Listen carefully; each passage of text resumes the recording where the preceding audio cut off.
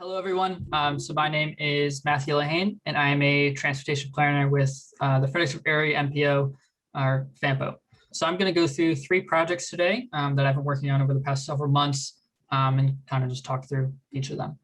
So the first one, King George County Transit Study. So the purpose of this is a transit study to basically study the feasibility of transit service in a rural jurisdiction. So analyzing the trip activity in the county to understand locations and schedules for bus stops and bus routes. So really trying to find areas in the county that may be suitable for a bus stop that generally have the activity to handle a bus stop. So just a little bit of a reference point. This is King George County, and just to the left off the side of King George is Stafford County, the city of Fredericksburg, and Spotsylvania County. And just off to the right is US 301 and the Harry Nice Bridge up into Maryland. So completing just a basic zone activity analysis for this first one.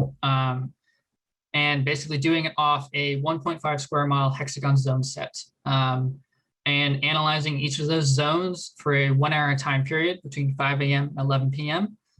For 2019, analyzing weekday and weekend travel for the potential for weekday or weekend service, and running analyses on all 3 different modes of transportation. So this is kind of the first output of that analysis. So the trip volume for 2019, and we're basically looking at kind of some of the assumptions that I kind of already assumed, looking at basically the higher amounts of activity along in the Dahlgren area in the upper right, and then towards the center of the screen along the Route 3 corridor down near where the King George County Courthouse is. And those are kind of our 2 main definition areas of activity in reality. And basically looking at 55% of the trips on this map are vehicle, 44% are pedestrian, and 1% are bicycle.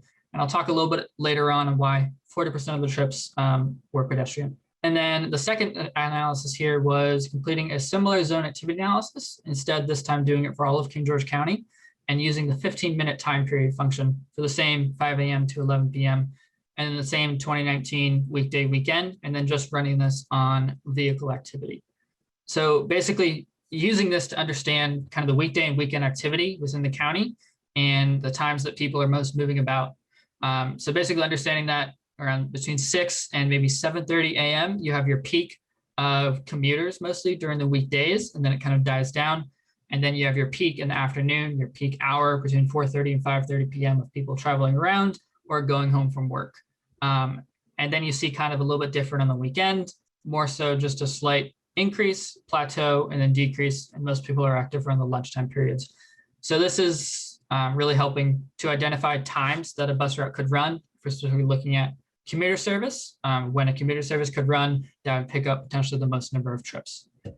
So using the data outputs of the 2 analyses to identify high activity areas for bus stop locations, and then of course doing further analyses on those locations to see if they're feasible. Then also using the time periods, high activity time periods for useful for scheduling of bus routes. So as I mentioned, the commuter services, or just a regular bus route, and what times might be applicable for that bus route to run. And then a secondary one that I'm starting to delve into this week is using it to help predict ridership. So analyzing the activity around current and future bus stops, so current bus stops in our transit system, and then potentially planned bus stops based on the analysis that we've done here, and then using a regression model and that StreetLight data to predict ridership of the future stops. So that's something I'll be experimenting with over the next couple of weeks. So the bike ped data can be useful not just for this study, not just for pedestrian, not just for the transit study, but the bike ped data can be useful for county planners and trail advocates to understand where there's a lot of pedestrian or bicycle activity in their county. We have a bicycle and pedestrian advisory committee, and this is something that they're definitely interested in, and I'll talk about it a little later on in the presentation. And then for pedestrian locations, some analyses, some locations were skewed a lot higher. So for instance, there was a place in King George where there's a trailer park, and that had activity around 14,000 comparatively to the rest of the zone set. When I think, and same with industrial park, it had a higher amount of activity comparable to the rest of the zone set. So just something to watch out for when completing the analysis of places that might be skewed just based on the activity within that zone. So an industrial park could have a lot of people walking around, moving stuff around and whatnot. And then also with the small zone sets, I had a couple zones that, because it's rural jurisdiction, one of the zones had basically only a school in it, a high school. So it definitely skewed the data a little bit for that time period. So for instance, it had a lot of people leaving and traveling through the zone around 4 p.m. in the afternoon. So is that useful for our study? Is that useful for the purposes of our study, or could it be useful for something else?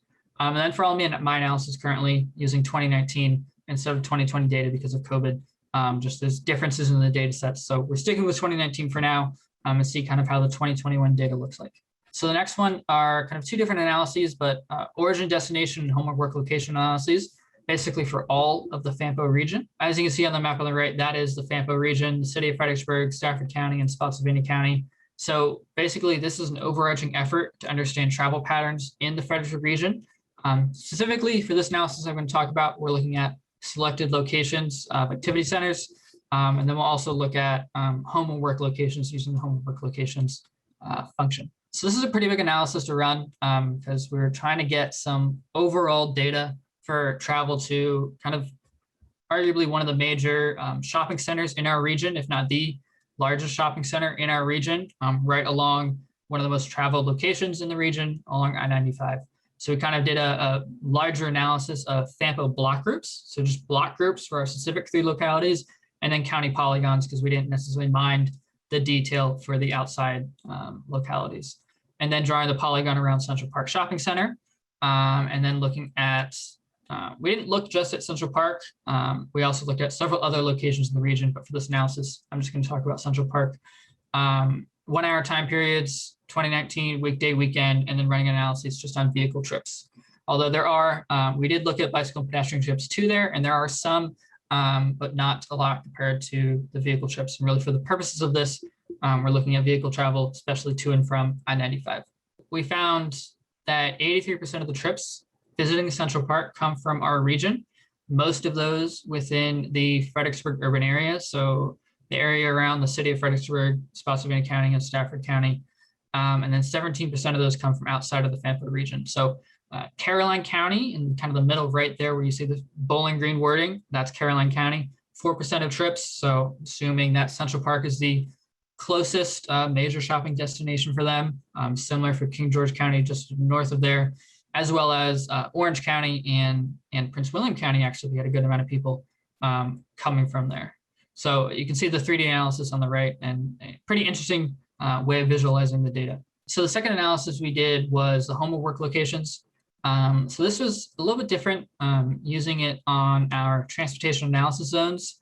So our model contains zones for all of the PDC, the George Washington Regional Commission. And we specifically focused on just overall understanding of all the TZs in our PDC. So same 1 hour travel time, 2019, weekday, weekend, vehicle locations, and then looking at the home and work locations. Now this project is still in progress, and we're kind of still analyzing data and kind of figuring out how best to use it, how best to look at it. But kind of so far, it's pretty much what we expected. We have a lot of activity within the kind of Fredericksburg area, home and work, within the area of northern Stafford County. And then also we have a good amount of activity of people who are commuting from the Fredericksburg region up north to the Washington, D.C. region. So because that was kind of one of the purposes of the analysis, is to understand how people are commuting and where they're commuting to. So kind of what percentage of people are commuting to out of our region to the north, to Northern Virginia and the DC area. So next steps, as mentioned, this project is mostly still in progress, exporting the GIS data and then summarizing the home and work location grids data into TZs for FAMPO and Northern Virginia. And that kind of allows us to link some of our TAZ data on population, households, and employment types, such as retail, office, industrial, to our specific home and work location data. And that should help with actually some really cool analyses in the future. And then using the outputs to identify other high activity areas in the region, which we may not have thought about, and then just understanding the basic movements of vehicle and people to inform better planning. We have a number of studies coming up in the future that will be able to use this data and learn from it. So as you probably noticed, this was a very large project to run. The home and work locations took about a week to run. And when I exported the home and work locations data, it was actually too big for Excel. Wouldn't let me save the data. So basically use pivot tables to analyze the data types. So such as I wanted only peak AM periods. I use a pivot table to analyze just the peak AM periods for the weekday travel times, and then exporting that CSV file to GIS for further analysis and mapping. And then again, use 2019 instead of 2020. And it'd be interesting to see some of the differences in the data between travel patterns, potentially for home and work locations between 2019 and 2020, and then also into 2021, and seeing how home and work locations have changed since pre-pandemic and post-pandemic. That should allow for some pretty cool analyses as well. And then this is a analysis on bicycle and pedestrian locations for our Bicycle Pedestrian Advisory Committee. The project was to attain StreetLight data on specific locations in our region and compare the data between the locations, the month, the seasons, the years, time periods, and then potentially in the future using calibrated counts from actual counting data. So it's for our BPAC committee, and then identify trends within our bicycle pedestrian networks, really. So we have a eco counter program, which is our bicycle pedestrian counter that we use. Started back in 2017 to attain bicycle pedestrian data on trails and pathways in all of our localities. And our BPAC committee came up with 24 locations throughout the region. And you can go see those maps down on the bottom right there. So really, we were looking to supplement some of that eco counter data with a comparative analysis of StreetLight data. So basically more data than what eco counters in those locations can provide. So creating specific pass-through zones along trails, shared use paths, sidewalks, bike paths, whatever it may be for each location. For this analysis, we did actually just 6 locations, but basically just analyzing those for the summer of 2019 and the summer of 2020, weekday, weekend, and running it on pedestrians. And you can see the example of the zone on the right there, the bidirectional and pass-through zone along the VCR trail, Virginia Central Railway Trail. So we tested 6 locations in each of the jurisdictions. And these are some of the results. If you didn't know about the pandemic, it'd be pretty surprising. You'd be wondering why, some of the places are almost double or triple in some instances, the amount of people walking on the trails. But with the pandemic in sight, we can kind of see this does make sense for things we've already known, that there has been a lot of uptick in bicycle and specifically this pedestrian activity really throughout the country and specifically in our region.